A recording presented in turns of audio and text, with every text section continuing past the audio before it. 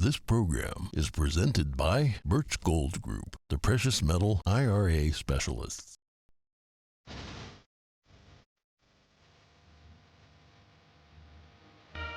Good morning. In today's headlines, after 8 months and 126 formal interviews, the Supreme Court said it has failed to discover who leaked draft of the court's opinion overturning Roe v. Wade.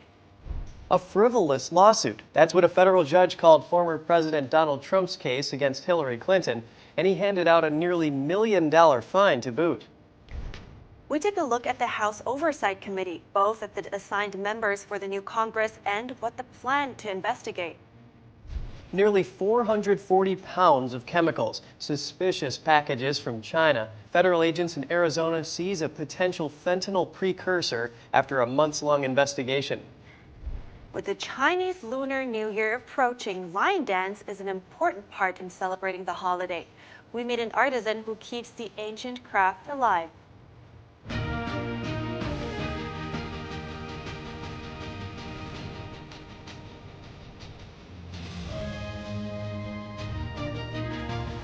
Good morning. Welcome to NTD. I'm Kevin Hogan. Good morning. I'm Evelyn Lee. Today's Friday, January 20th. The Supreme Court has failed to identify who was behind the leak of a draft version of the ruling that overturned Roe v. Wade. That's a conclusion of an investigative report announced yesterday. We will not obey! Campaigners staged rallies across the country last year after the blockbuster leak of a Supreme Court draft ruling overturning a decision legalizing nationwide abortion. But a report released on Thursday looking into that leak isn't naming names. It said it couldn't figure out who leaked the Roe v. Wade draft after an 8-month investigation. News outlet Politico published it in May, sparking an internal crisis at the court, which has a 6-3 conservative majority. The leak marked an unprecedented violation of the court's tradition of confidentiality in behind-the-scenes processes. At the time, Chief Justice John Roberts called it an egregious breach and directed a Supreme Court marshal to investigate. The report says none of the 97 court employees interviewed by investigators confessed. The report did not make it clear whether the justices were interviewed. Computers, networks, printers, and logs didn't turn up any forensic evidence either. Conservative Justice Samuel Alito wrote the draft opinion. The final one that came out in June was almost the same.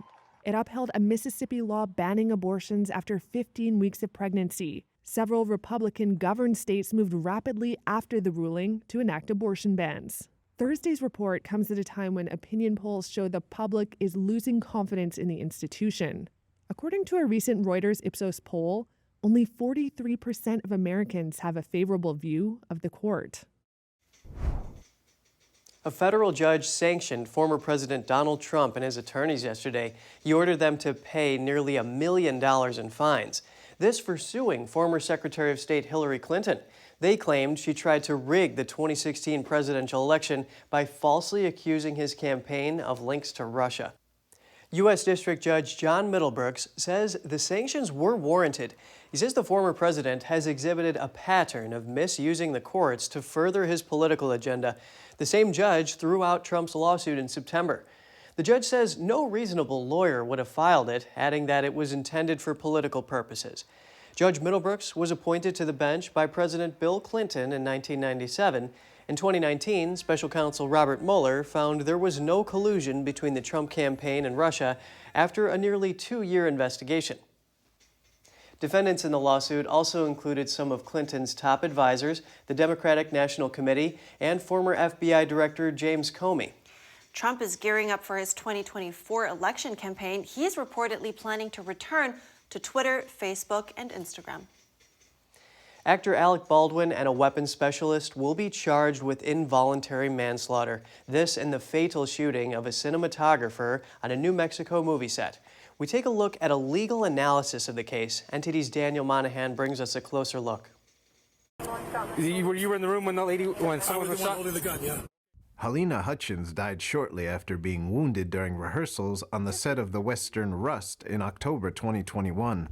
Baldwin was pointing a pistol at Hutchins when the gun went off, killing her and wounding director Joel Souza. Legal expert Rachel Fizet reacts. To be honest, I'm a bit surprised. Fizet says the case has two possible angles. One, a workplace safety issue with liability on the people in charge of workplace safety. The other, a focus on the incident itself, which is what happened in this case. She's handed me an empty gun and we only with loads when we're ready to shoot. The actor has been charged with involuntary manslaughter. That can involve a defendant doing something lawful but dangerous while acting without caution. Fizet says the prosecution is not claiming Baldwin intentionally fired the gun knowing there was a live bullet, but rather that he did not act reasonably. He acted consciously disregarding the fact that firing a weapon could cause death. And he did not take the precautions necessary prior to firing the weapon. The charge is a fourth-degree felony, punishable by up to 18 months in jail and a $5,000 fine under New Mexico law. The charges also include a provision that could result in a mandatory 5 years in prison. This since the offense was committed with a gun. My guess is that Alec Baldwin really wants to clear his name and believes that he has a good defense. Hutchins' death has influenced negotiations over safety provisions in union film crew contracts. The shooting also spurred other filmmakers to minimize risks by using computer-generated imagery of gunfire rather than real weapons with blank ammunition. Daniel Monahan, NTD News. Moving on to a different topic now, President Biden visited California yesterday. He was there to survey damage from recent storms. The president went to Santa Clara County in the Bay Area and met with Governor Gavin Newsom. They toured Capitola Pier and Seacliff State Park in Santa Cruz County. They heard from affected residents and business owners who had their shops damaged or destroyed. Biden was briefed on recovery efforts. He promised federal assistance until rebuilding is complete. Here's what the president said yesterday. Maybe the thing that's most needed in these times is a sense of hope that everything's going to be able to be done. Everything's going to be able to be fixed. Drenching rains, powerful winds, floods, landslides, but you don't feel it till you walk the streets. We know some of the destruction is going to take years to fully recover and rebuild, but we got to not just rebuild, we got to rebuild better. The National Weather Service says California averaged around 11.5 inches of rain during the winter storms. Up to 15 feet of snow was reported falling over the 3-week period in the highest parts of the Sierra Nevada. Over 500 FEMA and other federal personnel have been deployed to help with the emergency operations, and there have been at least 20 storm-related deaths. U.S. agents in southern Arizona made what may be a large drug bust yesterday. They hauled in nearly 440 pounds of a powdered substance. They suspect it is a precursor for making fentanyl. Law enforcement had been conducting an investigation for several months. A series of suspicious packages from China were sent to a warehouse and residence over some time. The packages had no clear identification of their contents. HSI Tucson shared on Twitter that they served search warrants at 2 locations in the Midtown area of Tucson. The investigation is ongoing into who was involved in shipping and storing the chemicals. Whether they were part of a local crime group or an international drug organization is yet to be determined. The DAA calls fentanyl the deadliest drug in the nation, and for good reason. It is responsible for 2/3 of the more than 100,000 overdose deaths in 2021. Mexican drug cartels have made most of the illegal fentanyl seen in the U.S. in recent years, but investigators have seen signs lately that more producers may be trying to make fentanyl inside the U.S. And Republicans unveiled their full roster for the House Oversight Committee this week. We take a look at their picks and what they plan to investigate. NTD's Jeremy Sandberg reports. The House Oversight Committee for the 118th Congress will be chaired by Representative James Comer. Republican members include Representatives Marjorie Taylor Greene, Scott Perry, Andy Biggs, Jim Jordan, Nancy Mace, Byron Donalds, Lauren Boebert, and Paul Gosar, among others. The full House Republican Conference still has to vote and approve the recommendations, which is seen as a formality. Democrats have yet to reveal their picks for the committee. The White House criticized Republicans for the appointments on Wednesday. One spokesman accused them of handing the keys of oversight to the most extreme MAGA members of the Republican caucus. He says they may be setting the stage for divorce from reality political stunts instead of engaging in bipartisan work on behalf of the American people. Republicans have accused the Biden administration of obstructing congressional investigations in the weeks leading up to the new Congress. The White House refused to answer Republicans' oversight requests in December. They requested documents on the withdrawal from Afghanistan, as well as the origins of the coronavirus before the end of last year. Special counsel Richard Sauber called the requests constitutionally illegitimate because Republicans didn't yet hold a majority or control over congressional committees. House Republicans have laid out their investigation plans. First off, a probe into President Biden's handling of documents with classified markings. Next, a hearing on the Biden administration's border policies starting in February. They've also pledged to look into the business dealings of Hunter Biden to find out if there's any connections to the president. Other investigations will include the fentanyl and energy crises, pandemic relief fraud, the Afghanistan withdrawal, and the origins of the coronavirus. The GOP says now that they have the gavel, oversight and accountability are here. Jeremy Sandberg, NTD News. U.S. Representative Greg Steube was injured on Wednesday when he fell off a ladder while cutting trees on his Florida property. His office says he's now moved out of the ICU and is in stable condition. His injuries from the 25-foot fall are not considered life-threatening, and Steube is said to be making progress and in good spirits. The statement said that updates on his condition will follow. Steube was first elected to the House of Representatives in 2018 and just began his third term. He represents all of Sarasota and Charlotte counties and part of Lee County in Florida. U.S. wireless carrier T-Mobile said on Thursday that an unidentified malicious intruder breached its network in late November. Data on 37 million customers was stolen, including addresses, phone numbers, and dates of birth. T-Mobile said in a filing with the U.S. Securities and Exchange Commission that the breach was discovered January 5th. Based on their investigations, the attack did not include passwords, bank account information, or social security numbers. T-Mobile says an investigation on the attack is ongoing, but the malicious activity has been contained. The company has been hacked multiple times in recent years. T-Mobile agreed in July to pay $350 million to customers who filed a class action lawsuit. That was after the company disclosed that personal data, including social security numbers and driver's license information, had been stolen. Nearly 80 million U.S. residents were affected. T-Mobile said at the time that it would spend $150 million through 2023 to fortify its data security and other technologies. And still to come, concerns are growing over the marketing of flavored cannabis products. Health advocates say young people are most at risk from marketing and advertising campaigns. And have you ever considered buying a tiny house off of Home Depot or Amazon? Is it actually cheaper? We spoke to an expert. Get the details after the break.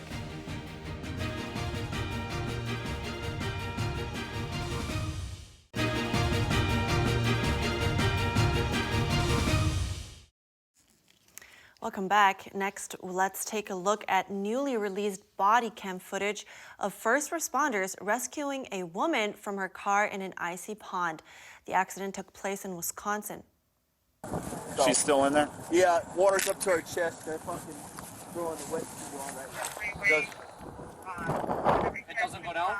I think it's at the bottom. This is not a very deep pond. Hey, can you open that door at all? Here, if you can get on top, here, A local news station obtained the footage a few days ago. The crash happened on the night of December 22nd during a snowstorm. The video shows one firefighter breaking her side windows and opening the driver's door. They used a rope to pull her out. The temperature was around -22 with wind chill that night. In those conditions, frostbite can set in within 30 minutes. And if someone is submerged in water, they could get hypothermia within just minutes. U.S. health officials are expressing a growing concern over the surge of flavored cannabis varieties. The main concern revolves around the packaging and marketing of cannabis products. They say even though they are aimed at adults, it could be appealing to youngsters. NTD's Kos Temenas tells us more. New York legalized recreational use of marijuana in 2021. Although illegal for anyone under the age of 21, health officials are concerned that the packaging and marketing of flavored cannabis products could appeal to children and young adults. According to a 2019 CDC survey, over 20% of U.S. high school students reported using marijuana within the last month. I think one thing that's a challenge with the emerging cannabis industry is that it's rapidly evolving. So we're reacting to the products that are in the market and trying to do research on what types of products are most popular among both youth and adults. The CDC says teenage marijuana use may harm the developing brain, leading to cognitive difficulty and reduced coordination. New York forbids any marketing or advertising of cannabis products that could be appealing to minors. But no official rules regarding the use of cartoons, candy depictions and other marketing have yet been adopted. In addition, many cannabis strains have catchy names, often with references to candy or other sweet products. I think jurisdictions should consider curtailing the availability of candy and fruit flavors. And overall, we should be doing the kind of public health research that we need to do to understand what types of products are most appealing to youth.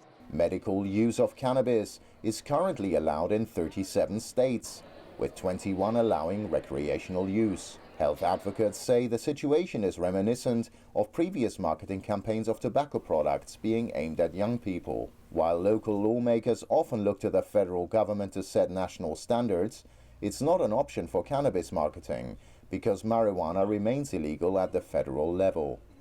Costa Jimenez, NTD News. Tiny homes are getting increasingly popular. You can now buy kits to build them off of Amazon or Home Depot. But are they actually safe and are they actually cheaper? I spoke to an expert. Joining me now is Bob Clarizio to answer some of my tiny house questions. He is a owner and CEO of a tiny house company called InShed. Good morning, Bob. Good morning. Well, it's great to have you because I am really interested in this topic, and I want to start with the most basic question first. So what actually categorizes as a tiny house, and how big can it get until, it's a normal medium house? So we really can build up to about 600 square feet. Once we get above 600 square feet, it really classifies more as a mobile home, and really what makes the tiny house unique is its mobility. And once you get above 600 square feet, it becomes very difficult to move. So that's interesting to know because it's getting more and more popular, right? And one other thing that I'm always wondering about, is it actually cheaper to go for a tiny home instead of, a starter home, for instance? It's a really good question. So I think it really depends on somebody's needs, wants, and budget. I think that both options, whether it's a foundation home or a tiny house on wheels, you're going to get what you pay for. And I think you can get the same square footage in each scenario. The difference is, in today's market, post-pandemic, there's a lot of people that never thought that they'd be working from home. And now that things are kind of settling in, the realization is that they're pretty much always going to work from home. So location isn't so important to people as it once was. So the mobility to be able to take your house where you want and be wherever it is that you want to be, I think is what makes it attractive for people to purchase a tiny home. Now that's an interesting point, taking your house wherever you want. How does that look like? You just hook it onto your car, or how does that work? Well, it all depends on the size. So obviously the smaller it is, the easier it is to move across the country. But in most cases, it is as simple as hooking up to a pickup truck and just going right on down the road.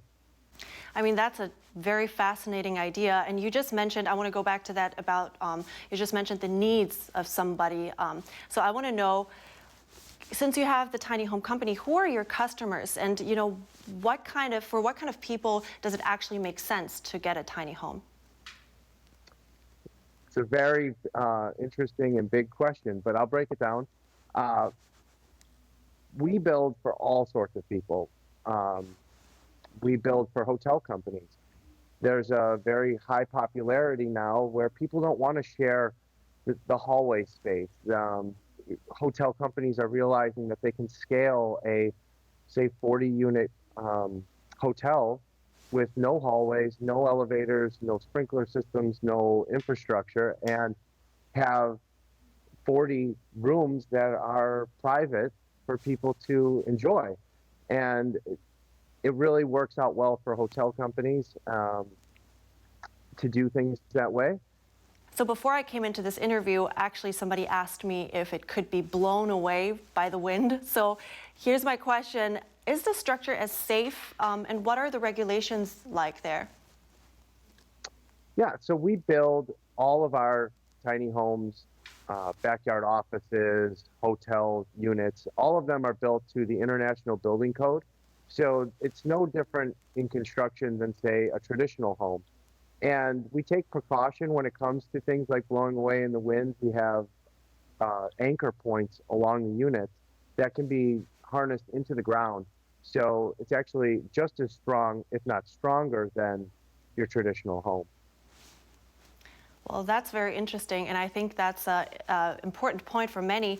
Thank you so much, Bob Claricio with InShed. I appreciate it. No problem. Coming up, 1,000 ancient Maya settlements, including over 400 cities, were discovered under the dense jungles in Guatemala and Mexico, and they were linked by highways. And Chinese Lunar New Year is approaching. An important part of the tradition is the lion dance. We have the story of an artisan in Malaysia who's keeping the skills of lion head making alive. That and more after the break.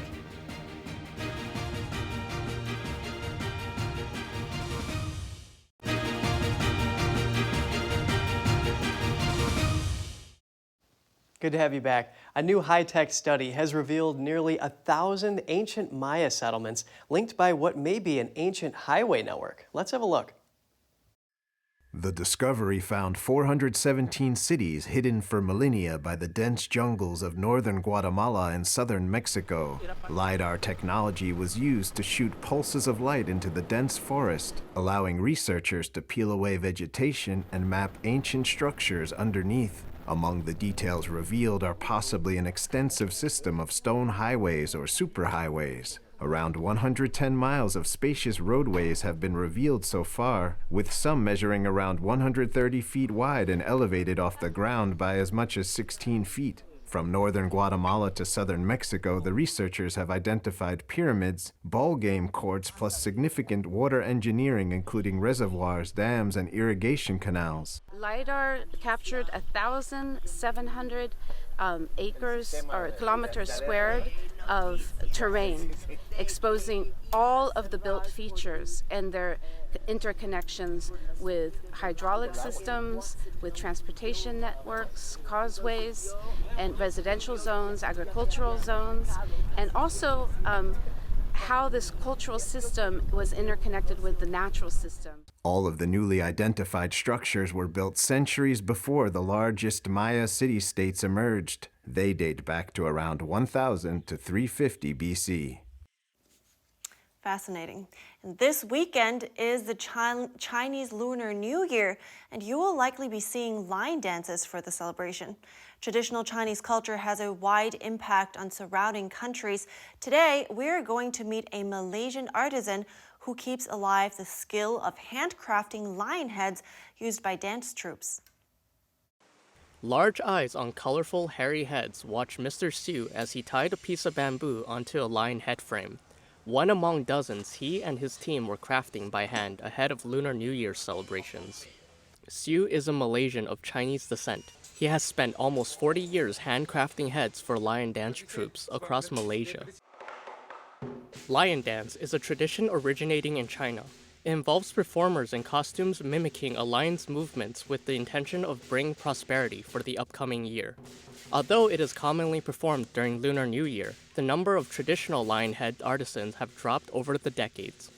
Steube said, only 10 were left in Malaysia and only 5 warehouses crafting the heads remained.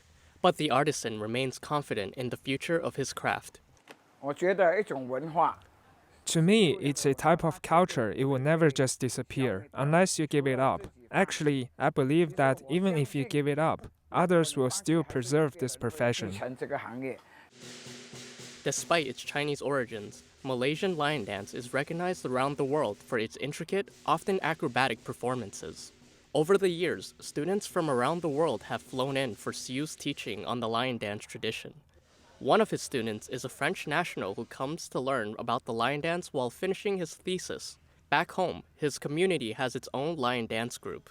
Coming here was a good occasion to also learn about him and his own style of Hokksan lion dance.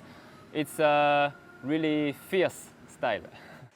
Steube and his team made over 400 heads throughout 2022 and delivered them to clients in Malaysia and abroad. Wow, that is really cool. The artistry that they have with the handcrafted product. I agree, yeah, for sure. And it looks like it takes a lot of dexterity to be a lion dancer. You up for the challenge? I'm not so sure. I think if it's the wrong person, there will be a lot of back pain involved. Yeah, So good teamwork with the two, right? Yeah. All right, that's it for this week, actually. Don't forget to write us at goodmorning@ntd.com. If you have anything to share with us, thanks for watching. Have a great weekend. I'm Evelyn Lee. And I'm Kevin Hogan.